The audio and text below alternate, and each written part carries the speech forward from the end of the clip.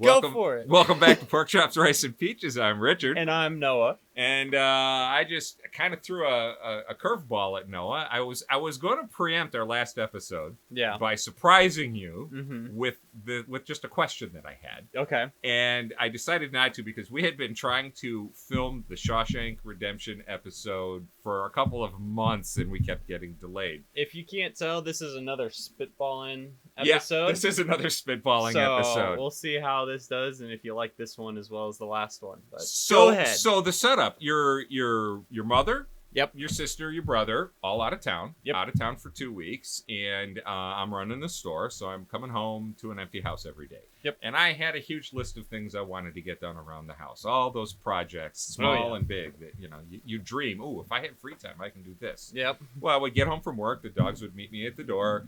I'd get the dogs outside. They've been locked up all day.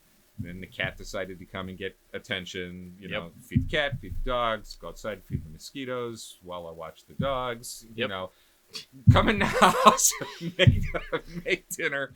And by the time I would eat, I would be too tired to tear into all of these projects. Yes. And so I turned on the TV, turned on Amazon Prime, and started looking for something mindless to pass my time. Oh, yeah. So the first thing I did was I found the Transporter. Yes. I've been looking for the original Transporter for a while. Because Okay. I've seen Transporter 2, I've seen Transporter 3. That's Jason Statham. Jason Statham. As the hitman character.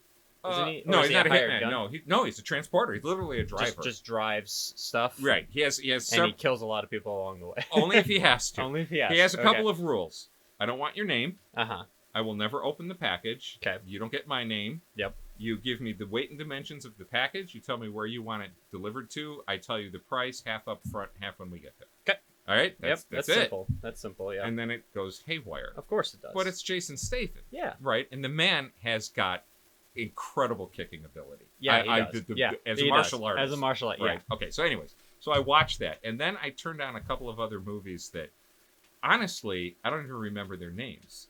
But they were... Basically, it's this. You take a character in a city and you give him basically an honest demeanor. Yep. And then you get a bunch of bad guys who somehow jack this up. Mm-hmm. And then he fights and wins the day and saves the girl and comes out victorious. And if you take that script and change the names of the characters and you take it out of Paris and put it in San Francisco, you just basically tell the same story. Mm-hmm. And then you can do it again in Los Angeles and Chicago and Rio de Janeiro, etc. And the thing is, these action movies all have basically the same plot.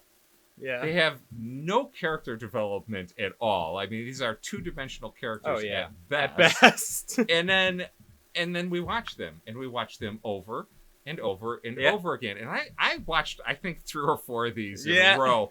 And one of them was this absolutely atrocious horror flick called Corbin Nash. And I don't know if you have ever seen it. No. But Amazon's full of those. So. Well, I mean, it's kind of a ripoff on the Blade series. Okay. And now that I think about it, but I watched this, and then I was finally like, okay, I have no more excuses. I have to go paint the bathroom. Yeah. Right?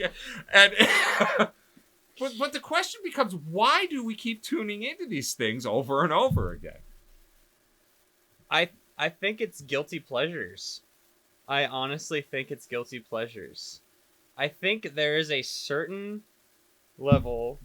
I think you, with those movies, have found your consume the content. But I think you found it because you're going into these with the expectations you laid out. They're two-dimensional characters. It's going to be the same story repeated. All you want to see is the fast-paced action, the skill of the choreography, the actors, the stunt actors, and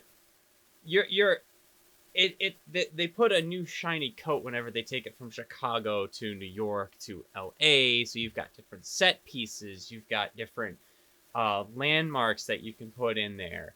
You've got different locales to set your fight scene.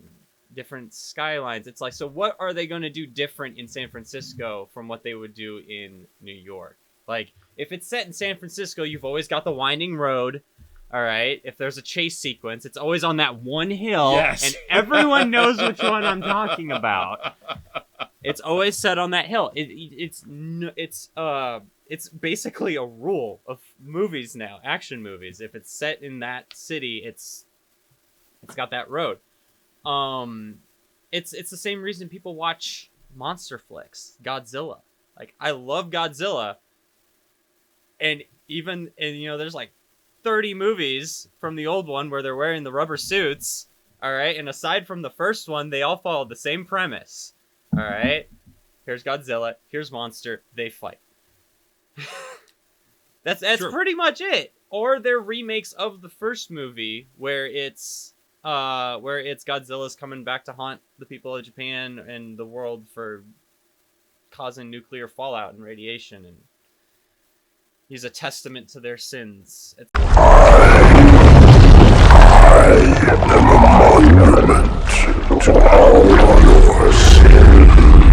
Etc., etc., etc. So, Okay. it's basically that. But, you could watch the first movie for its commentary, and the original Gojira is actually a really good film about the dangers of nuclear radiation. And it was like he was supposed to symbolize the wrath of nature against Japan for getting involved in World War II, essentially, because the movie came out in the 50s. And it was also commentary on the radioactive bombs that were dropped on Japan as well, so it was kind of a jab at America as well. But, they were also condemning themselves, I guess. But you could watch it for the commentary.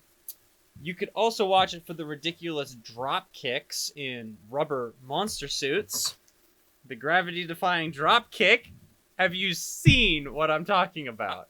So the last time I watched any of the 50s, 60s Godzilla movies was when I was a kid. Yeah. Because on WGN TV on Saturday nights at 10:30 there was this. There was. Yeah. It was called Creature Features. Yes. Right. And yeah. and Creature Features had a different, movie every Saturday night, and sometimes I was able to stay awake until midnight when the movie ended. I can hear the theme song in my mind. I can picture in fact, my brother just sent me a YouTube clip of the Creature Features. Yeah. Right. Just this past week. And I was always the most excited when it was Abbott and Costello meet Frankenstein, or Abbott and Costello meet Dracula. But it's been, it's been so long. I mean, we're talking about, 40 years since I've seen some of those things. I was too young to understand the commentary. Oh yeah, and the commentary is really only there in like the first movie. Okay. Like that's really it, and then like one that came out in like the 80s or 90s. That kind of was a remake of the first movie. Those are really everything else is pretty much just excuses for them to take a guy in a rubber suit, flip him parallel to the ground, and just wire string drag him above the ground to drop kick another monster. Here's the clip for you.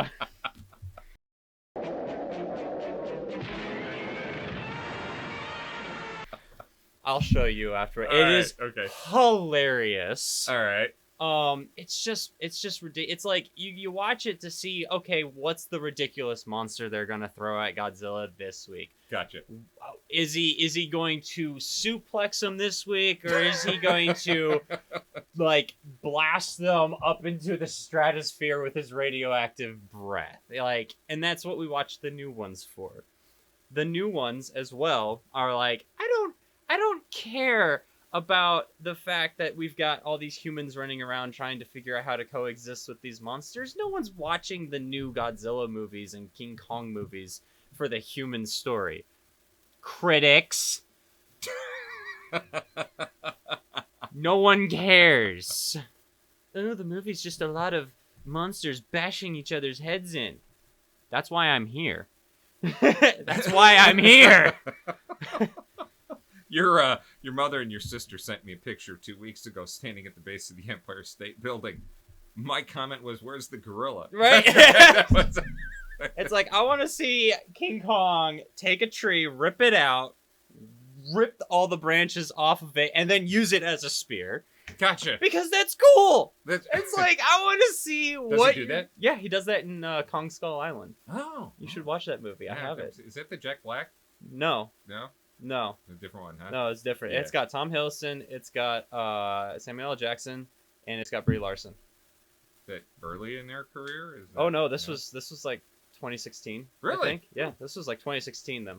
I had no idea. So you know what? So, we'll review those. So okay, so yeah, we'll do the MonsterVerse because they're fun. Because I've got them. Okay, I that'd be interesting because I have been out of the MonsterVerse for decades. Yeah, you know, I haven't watched them. You know, but back to your topic. Well, those are guilty pleasures for me. You, I love watching those because I know they're going to be ridiculous and bombastic and over the top. Sure, the guilty pleasures. I think it feeds the revenge fantasy. Probably inside each one of us, there is a revenge fantasy. How many times have you gotten into an exchange with someone in public, and 20 minutes later you think, "Oh, if I had just said this." Yeah, you're in the shower later that night, and you're like rehashing the argument, but you're winning this time. Yeah, exactly. Not looking like an idiot like you did when you went through it in public. These things feed the revenge fantasy. I could see that a little bit. You know, the satisfaction of the bad guys almost always lose. The only time the bad guys don't lose is when they've got the sequel script written. Yeah, you know, and they're getting ready. They're getting ready to film it. Yeah. Although, like with the Transporter, they picked the franchise up out of France and they put it in Miami. Yeah. But I mean, what was it? It was the same script. It was a bad guy. You know. Oh yeah. Another one that I've watched. I watched it while I was on deployment, and this movie is fantastic. I've mentioned it. It's Triple Threat. Triple Threat. Triple Threat. Look up Triple Threat. It's Tony Jaa, Equo something. It's like Tony Jaa and then two others that I haven't heard of. It's Tony Jaa, who's a Muay Thai.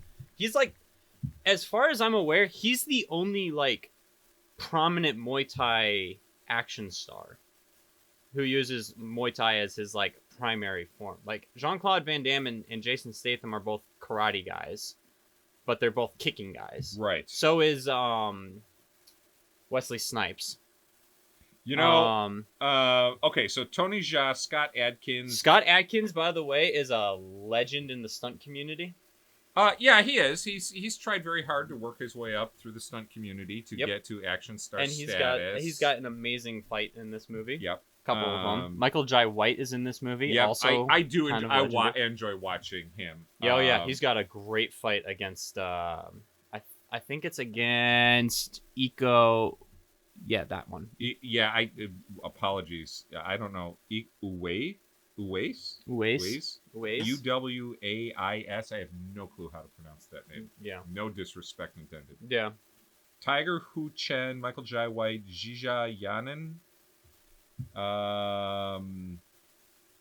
Selena Jade. Yep. Okay. It's basically it's one to watch, huh? Yeah, it's one to watch because it's a simple thing. You got three guys who are all martial artists, and they get wrapped up in some conspiracy, and they have to save this girl from this team of elite mercenaries, and they have to fight their way through all these elite mercenaries. Gotcha. With nothing but their fists, and these guys have guns, and so it's over the top, it's bombastic, and then Tony Jaa does a double flying knee kick into the chest of, I think, Scott Adkins in this film, and it is beautiful. And you're just looking at it going, oh, they did, that was a full-on kick. I am a fan of the flying knee kick. I think our Moon Knight commentary, we talked about that. What did I just watch a good flying knee kick? There's one in Captain America's Winter Soldier. Captain America and the Winter Soldier. Okay. He does a flying knee kick into Bucky, into the car during their like street fight. Right.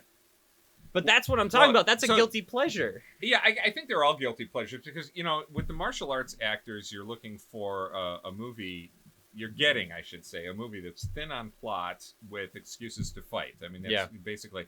I think one of the reasons why I like the Ip Man movie so much is you had decent plot, actually, and reluctance to fight. Yes. And in the, you know, so we all know that there's the reluctant hero. Yeah. But there's the reluctant hero, and then there's the the person who looks like they genuinely have a distaste for it, and the Ip Man movies showed that. Yeah, and yes, they do. Plus it grounds it in World War II.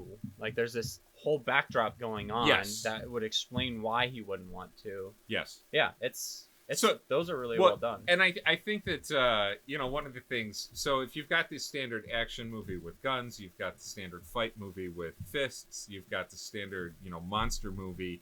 There are certain things that we look for. You're right. The choreography is one of them. Yep. I think there's a guilty pleasure in creative ways we see people destroyed. Yes. Yes. Creative ways you see bones breaking and made so realistic by the sound effects. It's the sound. It's the sound bone effects crunching. That always do it. Yeah. Yep. Oh my gosh. So yeah, it's just the creative ways to some people are fans of slasher films. I feel like it's the same thing. It's like, what's the most over the top way, the most unbelievable way this person's gonna die to Michael Myers in the next movie? Well, I tell you what, when you talk Michael about Myers, whatever. This isn't a slasher flick. Mm-hmm. Have you ever seen the movie Scanners? I have not. Okay, Scanners is an old movie. Scanners is and if you ever see Scanners, and I think the actor that has this happen to him is Michael Ironsides. Ooh, okay. Okay, and he is one of those character actors who is always a good villain. Yes. 1981 horror flick. Let me see if I can pull the cast up and yeah, it's Michael Ironside. Okay. Okay. They battle through telepathy. Okay. There's a battle. Okay. All right, and they make his head explode. It splits open into bricks.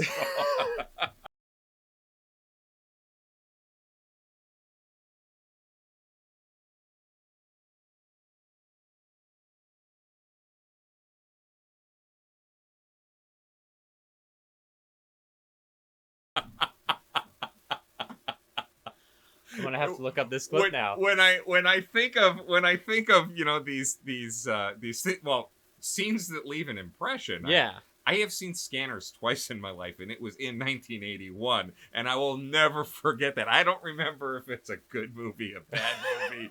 I remember where I saw it. Okay. I remember the theater that I was in. Okay. And I remember watching the head explode, and it's one of those things where you're like. So you just watch for the. You watch for that, yeah. Just watch for that, yeah. Just to see, yeah.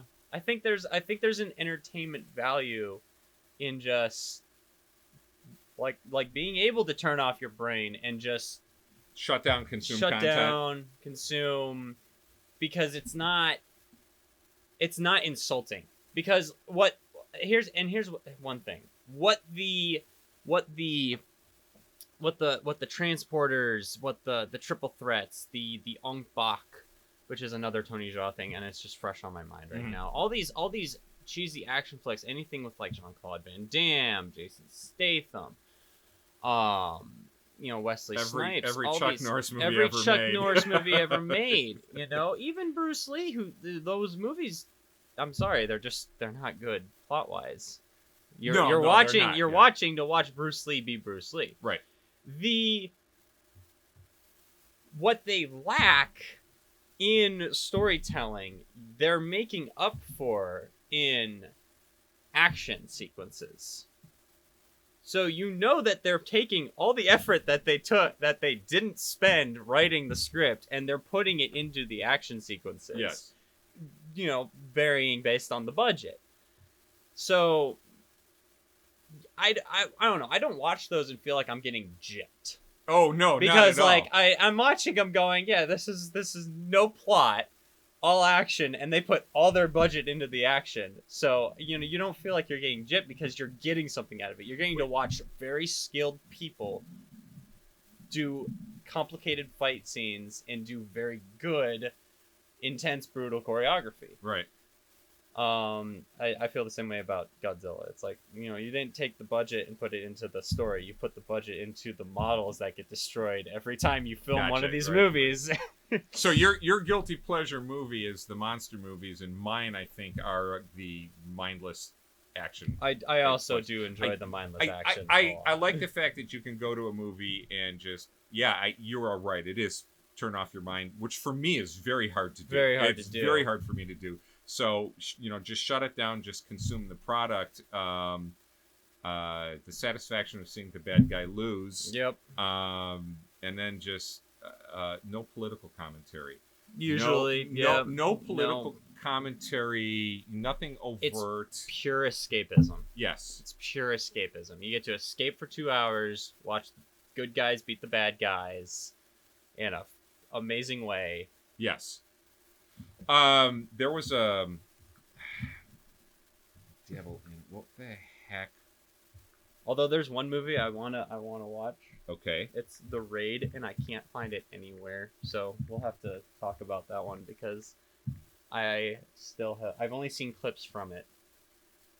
So one of the movies that falls into one of these senseless, just consume product movies is Remo Williams. And I don't know if you've ever seen Remo Williams. Never heard of this. Remo Williams, an action comedy made in 1985. Okay. I barely remember the plot to it. I rewatched it about 2-3 months ago. Okay. Remo Williams was a movie that we used to watch in sub all the time. Okay. All right, came out in 85. We were underwater. We had first release movies, and every night at 8 o'clock, the film projector would run a film projector. Yeah. Right. Yeah. And we would. One of those. Yeah, exactly. And frequently it was Remo Williams and Joel Grey, who is not any way, shape, or form Oriental, was playing the Oriental master of whatever martial art was being learned. The performance is embarrassing. Yeah, I bet. It's horrible. Mm-hmm. It is one of the reasons. It's one of the movies and one of the performances that justified the call. Just go to China, find a grandmaster, and put him in front of a camera. His performance is going to be better than what that movie did. And it's an embarrassing caricature of an Oriental martial artist. Okay. It just is. And so I'm gonna roll back my one thing about I do like those senseless action movies where we don't have to get involved in the politics, and the whole bit. Sometimes they make mistakes and don't age well. This one did not age well at all, and what I don't understand is how it aged well in 1985. I mean, it's just bad. Oof. It's really it's Oof. just bad. So if you see a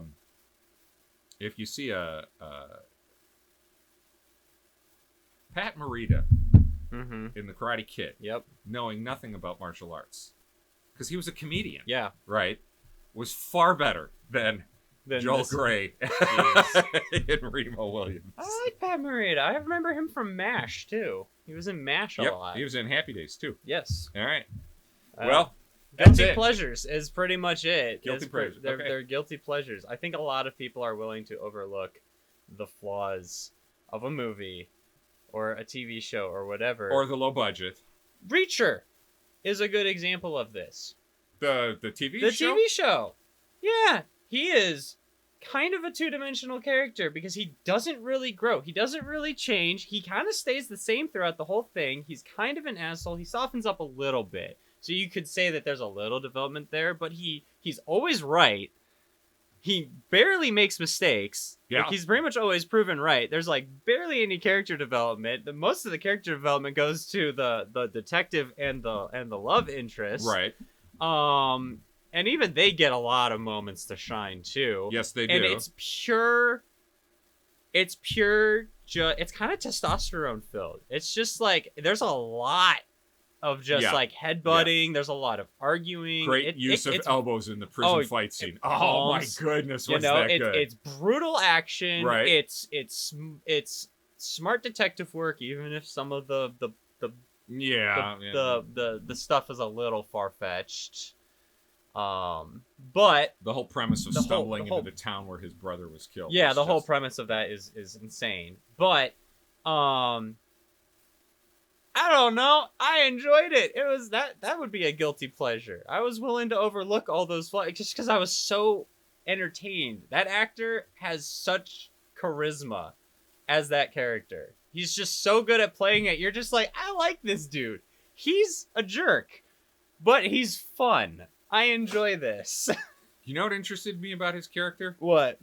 That is one aspy character. Yeah? That character's on the spectrum. I guarantee it. That is high-functioning autism going on there. Well, very high. Yeah, because he is very socially adept in some aspects, No, too. he's not. He's about the most socially inept. Oh, he can talk to people, though. Oh, he can talk. He can talk. No problem. He can talk to people. Yeah. But he's a bit of a butt almost every time he opens his mouth. He also was an MP. That's just...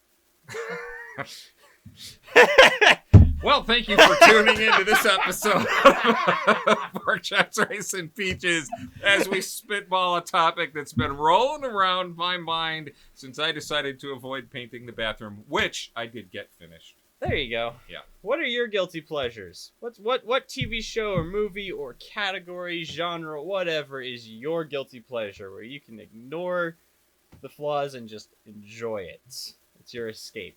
Let us know in our comments. All right. All right. Thanks for tuning in. We'll see you next time.